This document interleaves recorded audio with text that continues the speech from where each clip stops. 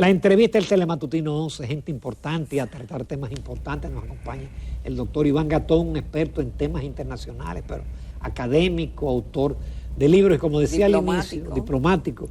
Es una persona muy solicitada en todos los momentos, en los programas y conferencias en universidades, pero lo atrapamos. No, buenos días, Iván. Muy buenos días. Gracias por aceptar la invitación. Iván. Un placer. Un placer para nosotros. Iván, el tema obligado es Haití. El presidente Abinader, desde que comenzó su gestión, ha estado insistiendo en el tema de una necesaria intervención internacional, pero vemos que los haitianos parece que no quieren la intervención. Y yo no sé si la comunidad internacional está dispuesta. ¿Cómo tú ves? ¿Qué salidas tú visualizas en Haití, que dominas y conoces profundamente del tema? Bueno, a simple vista, cuando usted ve el discurrir de Haití, usted se da cuenta que sus élites políticas y económicas no han tenido un proyecto de país. Eso es lo primero. Entonces, no es extraño que alguien diga que sí, que el otro diga que no, que a pesar de todo, en la dictadura dinástica Duvalier, existiera más estabilidad. Exacto. Pero ¿qué no, explica eso? Lo que no hubo progreso. Sí, porque hay un gran problema que lo explica muy bien George Diamond en Colapso. Trujillo era buen gerente, Sí. Duvalier no. Además, Trujillo tuvo lo que mucha gente aquí ha pasado por alto, tuvo una élite gobernante, que incluso a la democracia se le ha hecho difícil emular la élite gobernante que Se tuvo reunió de los Trujillo. mejores intelectuales. Usted podía criticar la dictadura, pero donde quiera que había una posición pública, era una persona con la preparación y con la conciencia de Estado, que mucha gente eso lo ha pasado por alto. Por eso casi todo lo que vemos, y hablando de Haití, vamos a la frontera y usted se encuentra que la democracia ha hecho poco en la frontera, y la democracia sí tuvo un proyecto de dominicanización de la frontera. Pero usted tenía un intelectual como Peña Valle, y usted tenía una política con relación a Haití que no la ha tenido la democracia. Es decir, el asunto con Haití, sobre todo, es que nunca desde su génesis ha sido un país cohesionado en base a un proyecto de largo plazo. Pero ha tenido éxito. En algún momento tuvo éxito económico, en algún momento tuvo éxito en el turismo, y tenían clase y tenían como que había algo, y en un momento determinado, hace años sí, después de Aristide, se pensó que había un proyecto más o menos parecido de nación para Haití. ¿Qué pasó, Iván, que todo eso se perdió? ¿Y por qué a partir de 1986, después de Duvalier, el país se fue a la deriva? Pero es que ahí está el inconveniente, solamente la dictadura podía mantener el país con ese nivel de seguridad que se necesitaba en ese momento. Porque cuando llega Aristide, por ejemplo, ¿qué tenemos? Aristide, aquí ha sido el líder político popular más importante que ha tenido la clase popular haitiana. Tuvo que formar la familia Balá. Sí. Papadoc tenía los Tontomacut. Es decir, que el tema de la violencia, porque eso es importante, la seguridad, ya comienza a erosionarse. Y luego del golpe de Estado Aristide, tomemos en consideración un gran error que se cometió, que se está pagando también en Irak hoy, y fue que desarticularon el ejército. Desarticular una institución como el ejército en Haití, eso ha sido catastrófico. Pero entonces parecería que sin la fuerza no es posible llamar a la obediencia al pueblo. No, lo que pasa es que, ¿cuál es la tradición en la mayoría de estos pueblos? Usted necesita un ejército que cohesione, que de una manera u otra permita una mejor organización del Estado. Y a veces nosotros nos las pasamos criticando a las instituciones armadas, pero no nos damos cuenta del rol positivo que juegan. Lo que sucede es que a veces la prensa se la toma con ellos, pero la debacle de Haití viene más a partir de la democracia con Aristide. Exacto, después del y luego 86. de que Haití también, y ya hizo su mea culpa, Clinton, cuando dice, es que nosotros les recomendamos que pusieran tasa cero, y Haití, la poca producción que tenía, se llenó de importaciones y los productores desaparecieron. Eso el BID también hizo un mea culpa. A Haití la llenaron de productos extranjeros, la poca producción agrícola que existía desapareció y dejó de producir. Y luego recordemos el deterioro que vino con el golpe de Estado de Raúl Cedrás. Pero yo creo que lo importante es lo que decía al inicio. Un asunto es lo que piensa la gente que está en el norte de Haití, en Cabo Haitiano, otro el que está en Jacmel, otro el que está en Gonaïves, otro el que está en Puerto Príncipe. La propia élite política haitiana no ha sido una élite cohesionada. Usted dice, ¿qué partido político haitiano puede ser mi interlocutor válido? Y usted dice, bueno, Martelly, pero Martelly se inventó un movimiento político. Es decir, en Haití no existe una clase política que usted diga, hay una representación de los partidos políticos que se pueda tener una conversación con ellos. Entonces, esa atomización, esa falta, de nuevo, lo repito, de visión común de destino, de su élite política y de la económica, desgraciadamente, es la que ha llevado a Haití donde se encuentra. Aquí el problema, y esto sí hay que llamar la atención, muchas veces nosotros hablamos del tema haitiano en República Dominicana y no nos damos cuenta de que hay muchos asuntos que no es la comunidad internacional que tiene que resolverlo, sino nosotros aquí. Y nuestros empresarios y nuestros políticos, y aquí de nuevo entro la cuña de la dictadura, y no es por alabar a la dictadura, han pasado por alto que la espada de Damocles de la República Dominicana es Haití. Y entonces no han tenido las políticas, porque esto no es solamente que el gobierno no tiene política migratoria, ¿no? Pero no es un tema del gobierno solamente. Es un tema también de los empresarios. Sí. Y ambos, yo creo que puede ser un poco tarde, pero este es el punto de inflexión para que ambos, empresarios y partidos políticos, todos, piensen qué van a hacer con el país de aquí a 30 o 40 años. La densidad poblacional que tiene esta isla, que se mantiene de este lado, porque en Haití no hay agricultura, Haití tiene más habitantes que República Dominicana, podría estar poniendo en peligro la isla completa. Porque mucha gente, y a veces me ha criticado, el hecho de que yo diga que Haití es una especie de cáncer que va a hacer metástasis de este lado. Pero es que tenemos el mismo cuerpo. Exacto. Es la misma isla, la Hispaniola.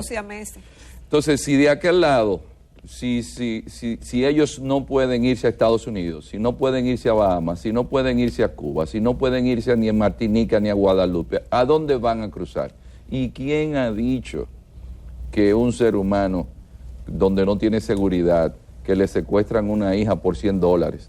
Cuando yo vi que la clase media haitiana y alta comenzó a mudarse a República Dominicana, eso me preocupó, porque si la clase media y la clase alta no puede estar en el país porque lo secuestran y hay inseguridad, ¿qué va a suceder? Pero nosotros aquí a veces pensamos que ese es un problema de la comunidad internacional solamente, pero hay asuntos que tenemos que resolverlo nosotros aquí. ¿Cómo cruzan tantos haitianos? ¿Por qué sigue, por ejemplo, un hospital como el del Pedernales, que el 60 al 70% de las parturientas son haitianas? ¿Cómo cruzan la frontera?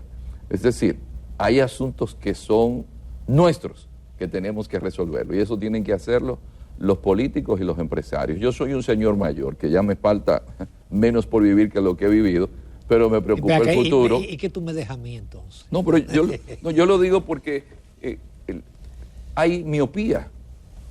Hay miopía. Si usted lee una carta de Peñavalle al canciller haitiano Jorge Mañax. La carta a Mañax. Eso es una pieza brillante. Y usted dice, pero ¿y esta gente estaba más claro que nosotros ahora con toda la tecnología, con todos los PhDs? Pero ¿y qué nos está pasando a nosotros?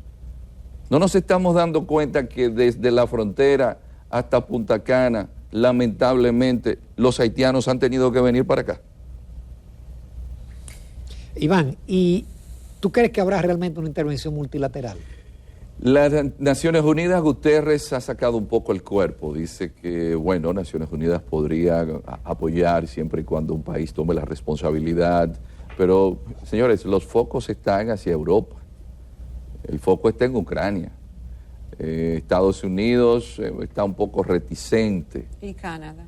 Canadá no creo que vaya a involucrarse. Es que una fuerza militar. Pero Y no va eso. Aquí el problema es verlo de la siguiente perspectiva. Naciones Unidas ve la MINUSTAH como un fracaso. Se gastaron miles de millones de dólares y Haití no se estabilizó. Yo siempre hago alusión a que un político de mucha experiencia de este país, que fue el doctor Antonio Abreu Flores, Tonito Abreu, después de varias visitas a Haití, en una reflexión me decía: Iván, yo llegué a la conclusión de que Haití solo lo salva un fideicomiso. Es decir, no es simplemente tener seguridad. Usted puede tener todos los militares del mundo, pero si usted no tiene generación de empleos, si usted no tiene construcción de carreteras, ustedes no se imaginan qué tiempo se toma ir en esas carreteras que hay en Haití, de un lugar a otro, por ejemplo, desde Puerto Príncipe a Cabo Haitiano. Entonces, un país no se resuelve solamente con el tema de la seguridad. Ojalá, porque el tema de las pandillas sí es grave.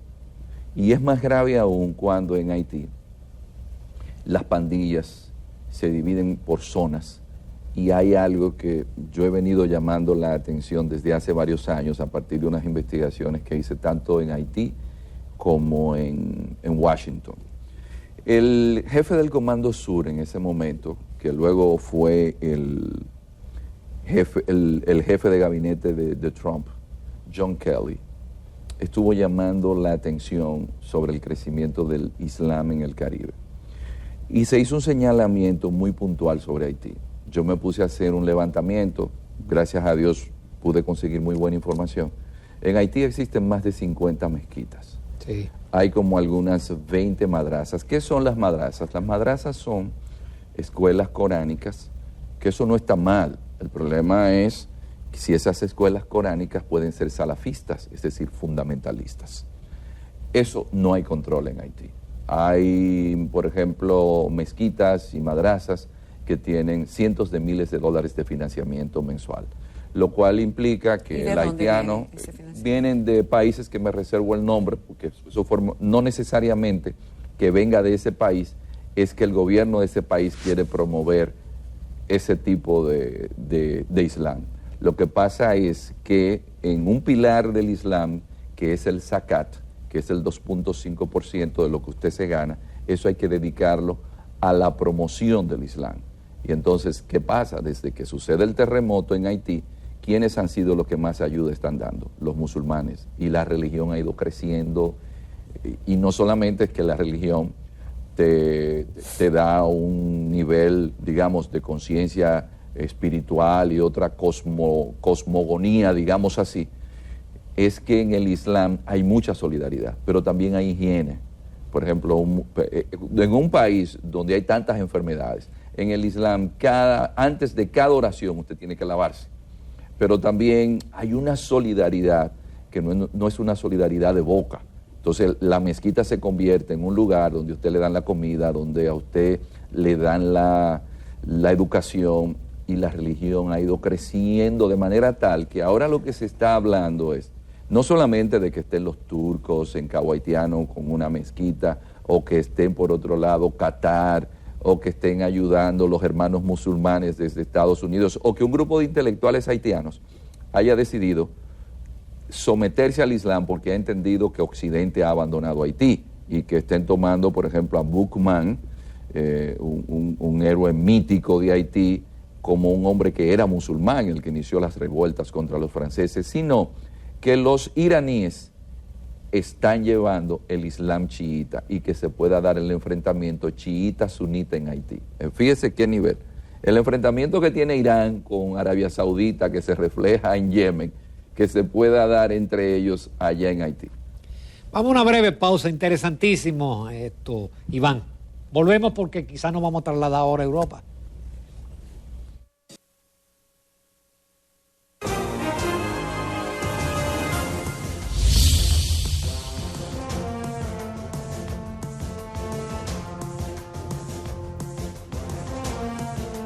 Bueno, señores, continuamos en Telematutino 11. Esta mañana estamos conversando con el doctor Iván Gatón, experto en temas internacionales, diplomático, autor de varias obras.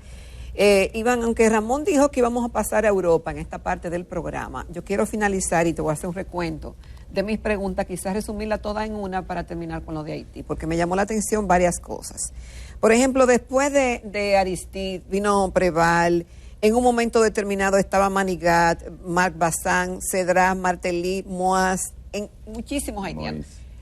Moïse. Y muchos de ellos fallecieron y ya no tienen esa incidencia que tuvieron en su momento, esa clase pensante haitiana, que sí hacía una oposición y que se escuchaba en el mundo. Me llama la atención el hecho de que ahora, cuando se habla de una posible intervención, es que la oposición sale. ¿Dónde ha estado esta oposición durante todo este tiempo, donde han aflorado el poder de las pandillas, que están por área, y parece que hay un acuerdo y están por área? Primero, ¿quién auspicia esas pandillas? Porque tienen armas, están armadas y tienen un poder. Segundo, ¿por qué aquí, tú decías que ya vemos, y la prensa lo reseña, que hay comunidades aquí que están dominadas por haitianos? Se habla de que los dominicanos le tienen miedo a un enfrentamiento. Hemos visto que hasta agentes de migración han huido frente a haitianos por temor a que lo ataquen con un machete.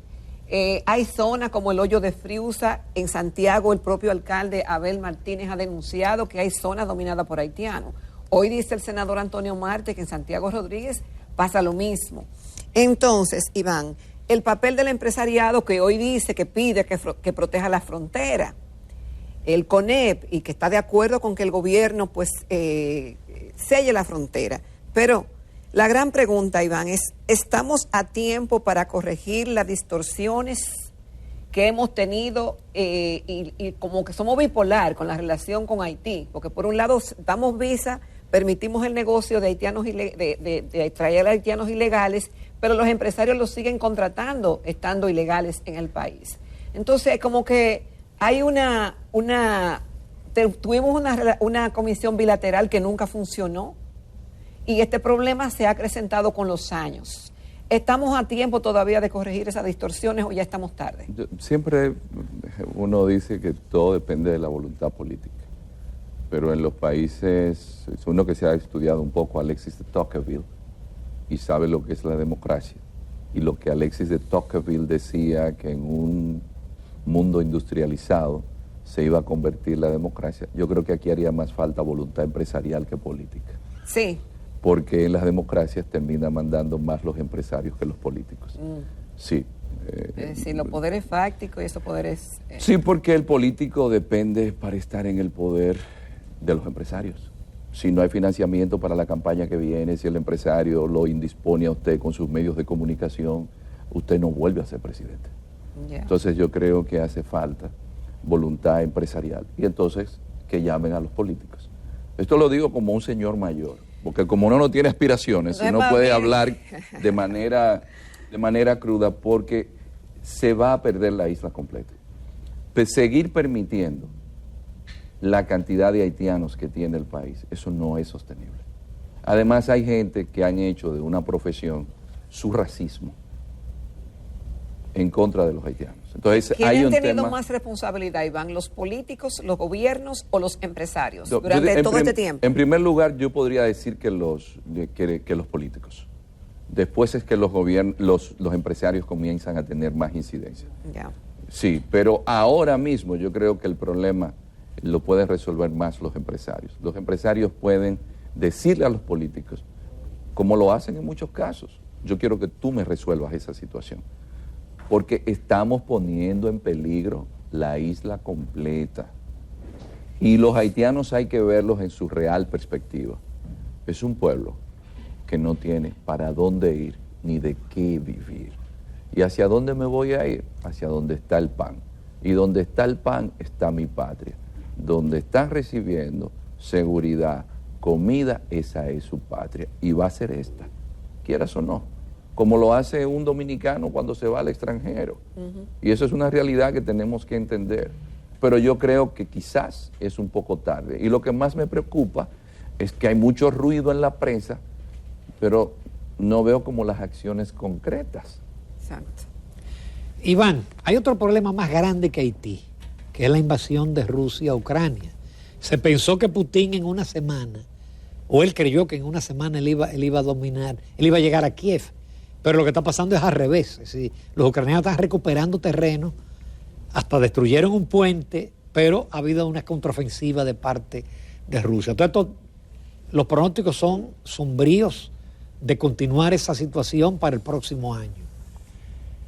¿Cómo tú ves la situación de Rusia y Ucrania y el impacto, ese impacto geopolítico sobre la economía global?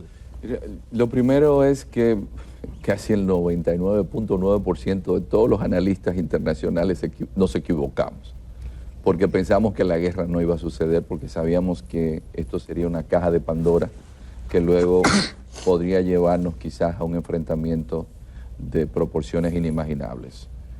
Y hoy lo que vemos es a un presidente Biden hablando de un Armagedón nuclear, a un Macron corrigiendo al presidente Biden que no debió haber hablado así, a un Donald Trump diciendo que hay que sentarse a negociar, que si esa gente no sabe que puede haber una guerra nuclear, que Angela Merkel dice que tomen en serio las palabras de Putin, porque la seguridad o la doctrina de seguridad de Rusia dice que si se ven amenazados pueden usar el arma nuclear. Y, don Ramón, Ucrania no es Ucrania, militarmente hablando. ¿Y qué es? Ucrania es la OTAN. Sí. Es decir, la tecnología que está utilizando... Por eso está como está ahora y ha recuperado por eso. Evidentemente, sin la información de inteligencia. Zelensky acaba de pedir un escudo aéreo para evitar los misiles y se lo van a dar. Si no le hubiesen dado la información de inteligencia que se consiguen con los satélites, si no le hubiesen dado la ayuda, Ucrania recibe un promedio de $3,000 millones de ayuda militar mensualmente. Hay soldados ucranianos que no es... ¿Cuántos millones? $3,000 millones mensualmente. Aparte de eso, hay soldados ucranianos que son entrenados en países de la OTAN. Entonces, el problema aquí es que, si bien es cierto que son los ucranianos que están peleando, la guerra no es simplemente de Ucrania contra Rusia. Y eso es lo que complica la situación. Y el panorama... ¿Eso la complica o la define más, Iván? Porque si Ucrania hubiese estado sola, ¿qué hubiera pasado? Ya no existiera quizás. Mire, aquí la realidad es la siguiente. La guerra pudo evitarse y no se quiso evitar. ¿Quién no quiso evitarla? Bueno, hay sectores que no les interesaba evitarla porque esta guerra todos sabemos por qué ocurrió, que fue por la situación del Donbass. En el Donbass, desde el 2014 se está peleando, porque vemos la guerra en Ucrania desde febrero, pero en el 2014 fue que se inició. Y los alemanes, los franceses propusieron unos acuerdos que son los acuerdos de Minsk, porque lamentablemente, y esto no debemos olvidarlo, le prohibieron a la gente del Donbass que hablaran ruso, siendo rusófonos. Entonces, lo que se habló fue de crear una especie de cierta autonomía en el Donbass, que eso pudo haberse logrado. Ustedes vieron las declaraciones de Elon Musk, el dueño de Tesla, sí, hablando sobre eso. Es decir, lo que yo he venido planteando desde que se inició la guerra es que esto pudo haberse evitado, pero no se quiso evitar, sin tomar en consideración que es cierto, dos sectores iban a ganar y lo están haciendo. Uno es el sector energético, porque ahora, por ejemplo, se explotó el Nord Stream. ¿Quién gana?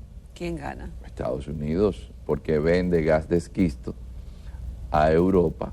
Ahora, como decía el ministro de Economía francés, nos están vendiendo el gas un 40% más caro que lo que vendía Rusia. Okay. Es decir, la industria alemana se le va a hacer más difícil. Exacto, ganador número uno y el otro pero el complejo militar industrial. Aquí, el complejo militar industrial, que es estadounidense. Está bien. Tan de maravilla, porque ahora se cumple lo que le habían exigido a todos los países europeos, y es que tenían que aumentar a un 2% de su Producto Interno Bruto los gastos en armas.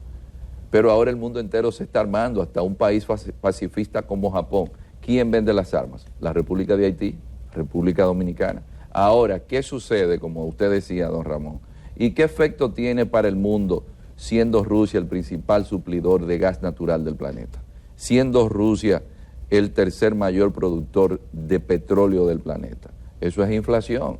La reunión que hubo la semana pasada de la OPEP, donde tuvimos a Arabia Saudita, alineándose con Rusia. ¿Sabe lo que va a implicar para el año que viene? Que los precios de los combustibles suban de 110 a 120 dólares el barril. ¿Qué va a pasar entonces? Que los países como los nuestros, ¿cómo va a estar la inflación?